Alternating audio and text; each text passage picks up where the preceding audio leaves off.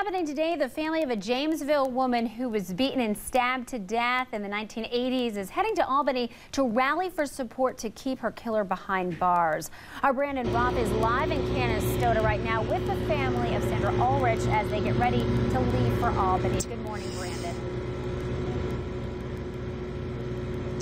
Good morning, Lisa. Later this morning, friends, family of Sandra Ulrich will leave here, get on the thruway, and make their way to Albany, where they're going to meet with lawmakers to express their views about changes they feel need to be made in the parole system, and specifically about the case of Sandra Ulrich. The parole board 8 times denied parole, but they just recently were getting ready to release Howard Marnell, who was charged with brutally murdering Sandra Ulrich, until the family got involved, and now that decision has been put off. And we have with us Patrick Marnell. Patrick, your brother Howard Marnell, very close with Sandra. You're a close-knit group. You have a group of people coming here. What's the message you want to get to lawmakers to get to the parole board? We really want to hear the voice of the victims be heard in a particular case like this. This opens up a lot of old wounds, and myself and all these people behind me are really sharing the voice of a sweet, innocent individual, Sandra, that she can't be here to share that voice, and we're here to shed our voices for her.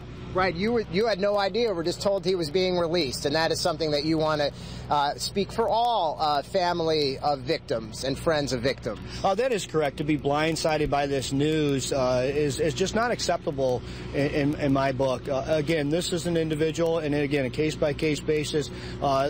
This crime was brutal, and again, the victims should be notified well in advance. Yeah, and we don't want to be too graphic, but it needs to be pointed out, she was beaten beyond recognition with a baseball bat and stabbed multiple times with a hunting knife.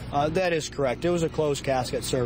And again, this was a horrible, horrible crime for many people to relive. And you do not believe that Howard Marnell should be released, is ready to be released at this point? I'm not comfortable in saying that. I don't believe 100% certainty that he could not have that potential to do this again. Right. Okay. And you guys, again, are going to be meeting with lawmakers later today, letting your voice be heard. Now, as for the New York State Parole Board, again, 8 times they have denied Howard Marnell parole. However, they have decided to meet again in May to decide whether or not to release him again. And friends and family here say they're going to do everything they can to make sure that does not happen.